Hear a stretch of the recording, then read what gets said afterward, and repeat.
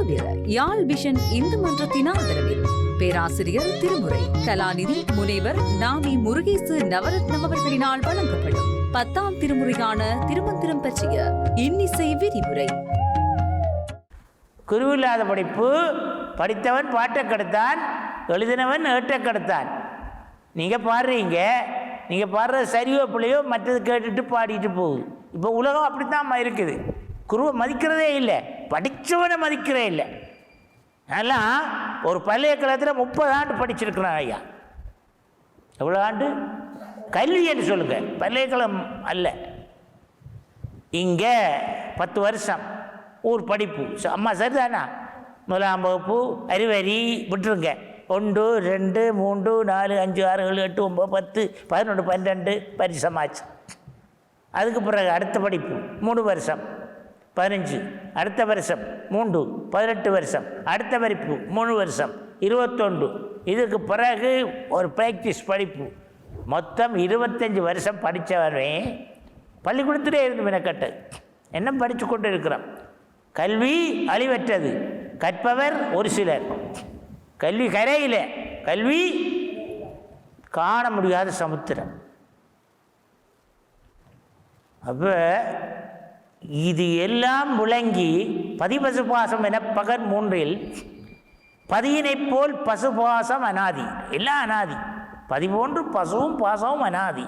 ஆனால் பாசமும் பசுவும் பதியை சென்று அணுகாது.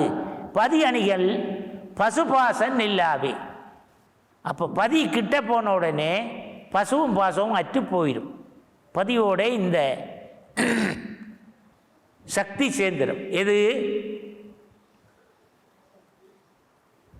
பசு. பதியோட பசுபதி சேரும். அதுக்கு பேர் தான் பசுபதி. பாசம் விலகிடும். அடுத்த என்ன சொல்றார்? வெயின்னழுங்கலல் போலே. வே என்ற புல்லாங்குழல். வேயும் எழும் கனல் போலே இம்மெய் என்னும் கோயிலிருந்து குடிகொண்ட கோன் நந்தி தாயினும் மும்மலம் மாற்றி தயா என்னும் தோயமதாய் எழும் சூரியன் வேயின் எழுங்கனல் போலவே. அதாவது புல்லாங்குழலில் இருந்து நாதம் பிறக்குது.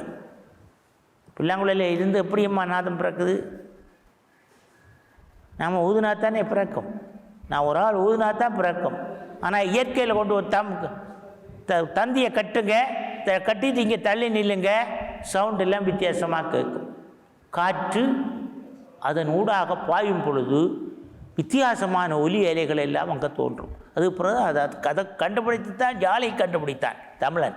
தமிழன் தான் முதல் கண்டுபிடித்தவன், வேறு ஒருத்தரும் கண்டுபிடிக்க இல்லை. உலகத்தில் மூத்தவன் தமிழன். இது எல்லாத்தையும் கண்டுபிடித்தவன் தமிழன். இப்போ எல்லாத்தையும் அழிச்சு கொண்டிருக்கிறது சொல்லுங்கப்பா தமிழன். அது சொல்றேன் இல்லை.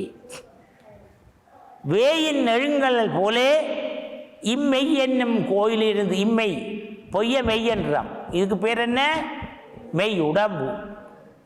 இம்மெய் என்னும் கோயிலிருந்து குடிகொண்ட கோன் நந்தி. இங்கே யார் உங்களுக்கு இருக்கிறார்? உங்களுக்கு ஆரம்பமாக இருக்கிறார். உங்களோட உடம்புக்குள்ளே இருக்கிற ஆளு பேர் என்ன? என்னம்மா உங்களுக்கு பேர்? சரஸ்வதியா? என்ன பேர் உங்களுக்கு? பேர் என்னம்மா தாயி? அமராவதி. அமராவதி என்ற பெயரோட சிவன் உங்களோட இருக்கிறார். ஐயாவை போய் நடராஜா என்ற பெயரோட சிவன் உள்ளுக்கு இருக்கிறார். அவருக்கு பேர் நடராஜா இல்லை. இந்த உடம்பை தாங்கி இருக்கும் வரைக்கும் அதுக்கு பேர் நடராஜா. அதுக்கு பிறகு நடராஜா தான்.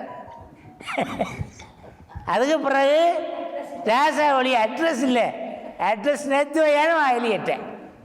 அட்ரஸ் இல்லாமல் அவர் வெளியே போயிடுவார். Going out. சரிதானே? அப்போ என்ன சொல்கிறார்?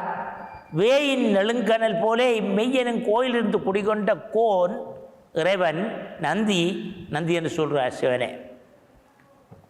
தாயினும் மும்மலம் மாற்றி, தாயை போன்று தாயாய் முலையை தருவானே தாயேயாகி வளர்த்தனை போற்றி தாய் என்ன செய்கிறாள்? தன்னுடைய குழந்தைகளை பல்குஞ்சரம் தொட்டு எறும்பு கடையானது பல்விற்கும் கல்லடைப்பட்ட தேரைக்கும் அன்று உட்பவித்தரும் கருப்பையுறும் ஜீவனுக்கும் மல்கும் சர அசர பொருள்களுக்கும் இமையாத வானவ குலாத்திற்கும் மற்றும் ஒரு மூவர்க்கும் யாவர்க்கும் அவரவர் மனம் செழிப்பு. எனக்கு புட்டு வேணும், எனக்கு தோசை வேணும், எனக்கு மோதகம் வேணும், எனக்கு மாம்பழம் வேணும், எனக்கு பிலாப்பழம் வேணும், எனக்கு மாதுளம்பழம் வேணும், எனக்கு இன்னைக்கு பச்சை தண்ணி அரை சுட்டில் தான் குழந்தைகள் கேட்குது. ஒரு தாய்க்கு 27 பிள்ளை, 27 இது கேட்குது, 27 இருந்து கத்துது 4 பக்கத்தில்.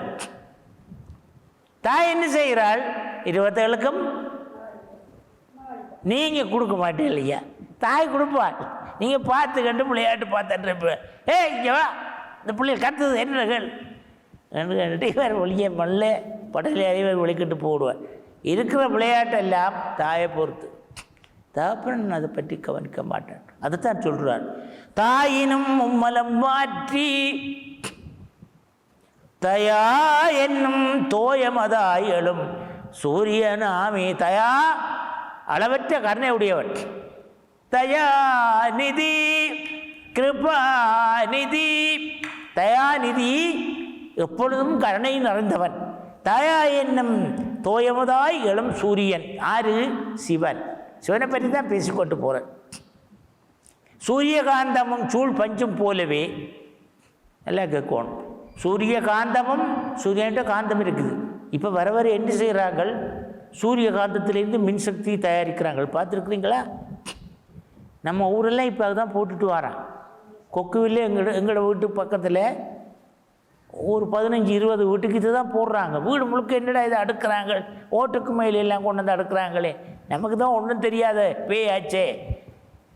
அது சார் இந்த சூரியனில் இருந்து எலக்ட்ரிக் வர மெஷினா, அதை பூட்டினோடனே சோலார் ஐயா சொல்கிறேன், அதுக்கு பேர் என்ன? சோலார். இந்த சோலாரில் இருந்து உலகத்தையே ஆட்டி படைக்கிற வேலையெல்லாம் செய்கிறாங்க. சூரிய காந்தமும் சூழ் பஞ்சும் போலவே. சூரியகாந்தம் சூழ் பஞ்சை சுட்டுடா. சூரியகாந்தம் என்ன செய்யும்? பஞ்ச. சூரியகாந்தம் பஞ்சை சுடாது. பஞ்சு சூரியன் சந்நிதியில் இறைவனுக்கு முன்னுக்கு போன பொழுது, அருளாகிய திருவருளுக்கு முன்னுக்கு போகும் பொழுது இந்த பஞ்சு என்ன செய்யும்? பஞ்சன்றது என்ன? அனவம் கர்மம் மாயாகி இந்த உடலை பற்றி பேசுகிறோம். இந்த நம்முடைய கர்மா என்ன செய்யுது? சூரியனாகிய இறைவனுக்கு முன்னுக்கு போகும் பொழுது இந்த கர்மா அப்படியே அழிஞ்சு போயிடுது. சூரியன் சந்நிதியை சுடுமாறு போல் ஆரியம் தோற்றம் முன் மலங்கள் அற்று போகின்றது. மலங்கள் என்றது என்ன? இந்த ஆணவம் கண்மம் மாயான ஆணவம் அழிவற்றுதுன்னு சொல்லிட்டார். மாயையும் அழிவற்றது ஐயா. அதுக்குத்தான் இந்த கந்தபுராணம் வந்தது. மாயை அழிவற்றது. மாயை காலுக்கு பிடிச்சி அமர்த்தின்றிருக்கிறார் சிவன். ஆணவத்தை என்ன செய்திருக்கிறார்? மயிலாக்கி வச்சிருக்கிறார் முருகன். ரெண்டும் செய்கிறது சிவன் தான். கண்மத்தை கூடிய பிடிச்சிருக்கு கோழி. அப்போ இந்த மூணும் வேறு கையில் இருக்குது. சரியோ? மலங்களைந்தாமன மாற்றி அருளி தலங்களைந்தான் நற்சதாசிவமான புலங்களைந்தான் பொதுவினுள் நந்தி நலங்கலந்தானுள் நயந்தான் அறிந்தேன். இந்த மலங்களைந்து இந்த ஆணவம் கண்மை மாய் என்று சொல்லக்கூடிய மலங்களை ஓரளவு தான் நீக்கலாம். நீக்கி இந்த ஆன்மாவை ஓரளவு சுடுறன்னு பவுனை போட்டு என்ன செய்கிறது? ஐயா சொல்லுங்கள். உங்கள்கிட்ட இருந்து பவுனை வேண்டி 10 பவுனை வேண்டி நெருப்பில் போட்டுட்டு பிறகு என்ன சொல்லுவார்கள்? இல்லை, சேதாரம். 10 பவுனில் ஒரு 8-7 கிராம் சேதாரம் ஐயா. பழைய பவுன். இது பேர் என்ன? பழைய பவுன். உழைப்பு அப்படித்தான், உலகம் அப்படித்தான். நான் அவர்களை பார்த்துட்டு சொல்லி கடையில் மூட்டையை வெட்டி வச்சுருப்பான். அவன் 10 ரூபாய்க்கு வேண்டுவான். என்ன விலைக்கு விற்பான்? என்ன விலைக்கு? நான் இப்போ 50 ரூபாய்க்கு விற்பேன். 5 மடங்கு வைப்போம். இந்தியா மருந்து, நான் குடிக்கிற மருந்து இந்த ஹார்ட்டுக்கு முந்தி ஒரு பெட்டி 2400 ரூபா, இப்போ 12500 ரூபா. மருந்து குடிக்க முடியுமா சொல்லுங்க? ஒரு பெட்டி 14 நாளைக்கு தான் பாவிக்கலாம். ஒரு நாளைக்கு 2 குளிசை, 28 குளிசை. அப்போ நாம் எங்கே போகிறது? பணத்துக்கு எங்கே போகிறது? இப்போ தர பணத்துக்கு என்ன வலியிட்டு இருக்குது? ஒன்றுமில்லை, வெறும் கடுதாசி. நிற்கான் கொலையன், வெறும் கடுதாசி. எனவே இந்த மலங்களைந்தாமன மாற்றியருளி தலங்களைந்தான், எது தலமன்று இந்த உடம் களைந்தான் சதாசிவமான நந்தி, புலங்களைந்தான் பொதுவினுள் நந்தி. நம்முடைய புலன்களில் இருக்கக்கூடிய இந்த 5 புலன்களால் வரக்கூடிய தீமைகளை எல்லாம் களைந்தான், நலங்களைந்தான், உள் நயந்தான் அறிந்தே. நம்முடைய ஆன்மாவுடைய பரிபக்குவத்தை கண்டு இவர் அழுகிறார், இவர் நல்லா கேட்கிறார், திருவாசகத்தை பாடுறார், சிவசைப்பாவை பாடுறார், இவருடைய பேச்சு நல்லா இருக்குது என்று சொல்லி இவர் என்ன செய்கிறார்? இவரை கொஞ்சம் ரிலீஸ் பண்ணி இவருக்கு அடுத்த ஸ்டெப் என்னன்னு, அடுத்த ஸ்டெப் என்னன்னு இருக்குது, எல்லாருக்கும் இருக்குது. உங்களுக்கு அடுத்த ஸ்டெப் என்னன்ற உங்களுக்கு தெரியாது, ஆண்டவனுக்கு தெரியும். அதைத்தான் சொல்கிறார் திருமந்திரத்தில். மலங்களைந்தாமன மாற்றியருளி தலங்களைந்தான் நற்சதாசிவமான புலங்களைந்தான் அப்பொதுவினுள் நந்தி. எப்போது? இந்த நெஞ்சமாகிய பொது. இது பொது, இந்த உடம்பினுடைய பொது பகுதி இதுதான். இது 3ஆக பிரித்தா இது பொதுப்பகுதி, இது சிரம், இது பொதுவானது, மற்றது கீழே, அது ஒன்று தேடுவாரற்றது.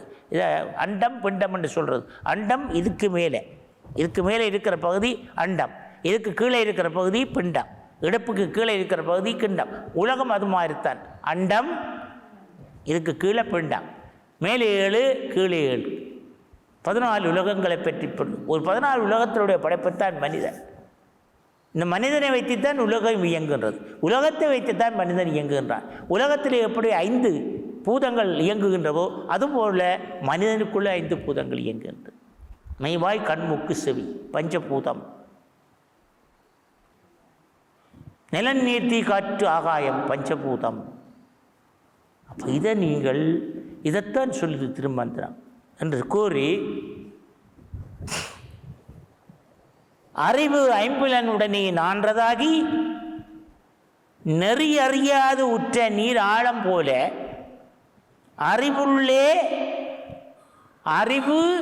அறிவுள்ளே அறிந்தது போல குறி அறிவிப்பான் குருபரன்.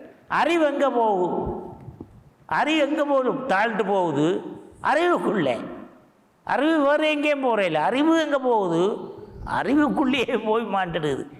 அதைத்தான் குறி அறிவிப்பான் குருபரன். இறைவனோட 2 கலந்து இருக்கிறவனுக்கு, இறைவனுடைய வழிகாட்டலில் இருப்பவனுக்கு இந்த தன்மை இருக்குது அப்படின்னு சொல்கிறார். அறிவு 5புலனுடனே நான்றதாகி நெறி அறியாது உற்ற நீராழம் போல. இது என்ன செய்யுது? இவர் கூட்டியன்று போக, ஒரு பெண் பிள்ளை என்ன செய்கிறாள்? புருஷன் கூட்டியன்று போகிற இடமெல்லாம் போகிறாள். அவன் கூட்டியன்று போய் பான்கணத்தை தள்ளுறான்னு தள்ளலாம், மாடி வீட்டில் வச்சுருக்கிறான்னு வச்சிடலாம். அங்கே கொண்டு போய் 10 நாளைக்கு நல்லா வச்சுருந்துட்டு 16வது நாளைக்கு கழிச்சு விட்டுருவான். சரியா? ஆனால் இறைவன் என்று செய்கிறான், இறைவனை பற்றி பிடிப்பவர்களை, இறைவன் விடாமல் பின்னுக்கு தொடர்ந்து. அதான் உனினை உருக்கி உள்ளுளி பெருக்கி புறம் திரிந்த என் செல்வமே சிவபெருமானே. உனினை உருக்கி உள்ளொளி பெருக்கி உழப்பில் ஆனந்தமாய தேனினை சொரிந்து புறம் திரிந்த செல்வமே சிவபெருமானே என்று சொல்லிட்டு, யார் உன்னை தொடர்ந்து சிக்கன பிடித்தேன் எங்கே எழுந்து. அவர் சொல்கிற ஒன்று தான், இவர் சொல்கிற ஒன்று தான். இவர் மந்திர வாக்காக சொல்கிறார், அவர் பாடலாகி இசையாக சொல்கிறார். திருவாசகத்துக்கு உருவாதான், ஒரு வாசகத்துக்கு உருவார். அது இப்போ இந்த காலத்தில் உங்களுக்கு சொல்ல வேண்டிய திருவாசகம். அடுத்த வகுப்பில் நான் திருவாசகத்தை பற்றி தான் பேச போகிறேன். திருவாசகத்தினுடைய பெருமையை பற்றி. இப்போ திருமந்திரத்தில் சிவனுடைய தன்மைகளை பற்றி பேசிக்கொண்டு வரோம், கலந்து பேசுவோம் என்று கூறி, இதுவரை நேரத்துக்கும் இந்த ஒரு அரிய வாய்ப்பை நீங்கள் பெற்றுக்கொண்டிருக்கிறீர்கள். திருமந்திரத்திலே சிவன் எப்படி இந்த ஆன்மாக்களை தன்வழிப்படுத்துகின்றான், உங்களோடு இருந்து குருவாக இருந்து வழிப்படுத்துகின்றான் என்பதை பார்த்தோம். அடுத்த வகுப்பிலே இதே விடயத்தை மிகுதியாக இருக்கக்கூடிய குருவழி சிவம் எப்படி நம்மை ஆட்கொள்கின்றார் என்றதை பார்ப்போம் என்று கூறி உங்கள் எல்லோருக்கும் நல்ல வாழ்வு உண்டாக வேண்டும். இந்த திருவருள், இந்த நல்ல காலம், இப்போ திருவம்பாவை காலம், திருவாசக காலம். ஐயா சொன்ன திருமந்திரத்தை பற்றி பேச நான் திருவாசகம் பேசணுமென்று இருக்கிறான். ஆனால் அடுத்த இதில் நான் திருவாசகம் தான் சொல்லுவேன். திருவம்பாவையை பற்றி திருவம்பாவையில் இருக்கக்கூடிய சக்தி என்னன்றது உங்களுக்கு சொல்லப்படும். அடுத்த இதில் நான் கண்டிப்பாக பேசுவேன் என்று கூறி இப்பொழுது இந்த திருமந்திரத்தின் ஊடாக சிவன் எப்படி இந்த ஆன்மாவை இந்த உடலோடு இரண்டர கலந்து எப்படி பசுவோடும் பாசத்தோடும் இருந்து இந்த உடம்பை இயக்குகின்றார், பிறகு எப்படி தனியை விட்டுட்டு போகிறார், பிறகு எப்படி சேர்றார் என்று சொல்லி அந்த பகுதிகளை எல்லாம் பார்த்தோம். இது சேர்ந்தால் இறைவனுடைய சக்தி சேரும் பொழுது இந்த சூரிய காந்தத்தின் முல்ல பஞ்சு எரிஞ்சு போனது போல, சூரியனுடைய கதிரினால் பஞ்சு எரிந்தது போல இறைவன் வரும்பொழுது இந்த மலங்களெல்லாம் பணமும் கண்மம் மாய் என்று சொல்லப்படுகின்ற இந்த மலங்களெல்லாம் நம்மை விட்டு நீங்கும் என்று கூறி இந்த இவ்வளவு நேரம் இதை அருமையாக ஒரு நிகழ்ச்சியை இருந்து கேட்டதுக்கு உங்கள் எல்லோருக்கும் எல்லாம் வல்ல அன்னை சிவகாமி சமேத ஸ்ரீமத் நடராஜ பெருமான், காசி விஸ்வநாத பெருமான், விசாலாட்சி சமேத விஸ்வநாத பெருமானுடைய திருவருள் வாய்க்கப்பெற வேண்டும் என்று கூறி, மண்ணினில் பிறந்தார் பெரும் பயன் சொல்லுங்க, மண்ணினில் பிறந்தார் பெரும் பயன் மதிசூடும் அண்ணலார் அடியார் தம்மை, அண்ணலார் அடியார் தம்மை அமுது செய்வித்தல் கண்ணினால் அவர் நல்வியா, அவர் நல்வியா பொலிவு கண்டு ஆறுதல், நல்வியா பொலிவு கண்டு ஆறுதல் உண்மையாமெனில் உலகர் முன் வருகன உரைப்பா. நான் சொன்ன அந்த மண்டலத்தில் எங்கே கோடான கோடி இந்த உயிர் வர்க்கங்கள் எல்லாம் ஜீவிக்கிற ஒரு மண்டலம் இருக்குது நமக்கு மேலே. இந்த உயிர்களெல்லாம் அங்கே தான் போய் தங்கி நிற்கும். அப்புறம் அங்கே கணக்குகள் எல்லாம் பார்த்து ஆறு சித்திரபுத்திரா ஒரு நாள் அவருக்கு வேலை, ஓ இவர் எங்கே நிற்கிறார், அஞ்சனாபடி சத்தியில் 5 அடுக்கு மாளிகையில் ஆக டொப் மேல் வீட்டில் குந்தியன் இருக்கிறார், கணக்கெல்லாம் இவர் தான் சொல்லுவார் என்று கூறி அடுத்த இதில் சந்திப்போம் என்று கூறி எல்லோருக்கும் இறைவனுடைய திருவருள் கிடைக்க வேண்டும். ஒரு நல்ல பொழுது, ஒரு நல்ல வேலை, ஒரு நல்ல சிந்தனை. இது உங்களுக்கு நீங்கள் செய்த புண்ணியத்தினால ஏதோ நம்மால் இயன்றளவு நாம் இதை பார்க்கிறோம் என்று கூறி எல்லோருக்கும் இறைவனுடைய திருவருள் கிடைக்க வேண்டும். இந்த மார்கழி மாதம் திருவாதிரைக்குரிய காலம். அடுத்த இதில் நான் திருவாதிரையை பற்றி பேசுவேன், திருவம்பாவையை பற்றி பேசுவேன். ஒரு கொஞ்ச நேரத்தில் பேசுகிற விஷயம் இல்லை, இருந்து சுருக்கமாக உங்களுக்கு அதை சொல்லுவேன் என்று கூறி அமைகின்றேன். நன்றி, வணக்கம். கொக்குவிர யாழ் விஷன் இந்து மன்றத்தின் ஆதரவில் பேராசிரியர் திருமுறை கலாநிதி முனைவர் நாமி முருகேசு நவரத்னம் அவர்களினால் வழங்கப்படும் 10ஆம் திருமுறையான திருமந்திரம் பற்றிய இன்னிசை விரிவுரை.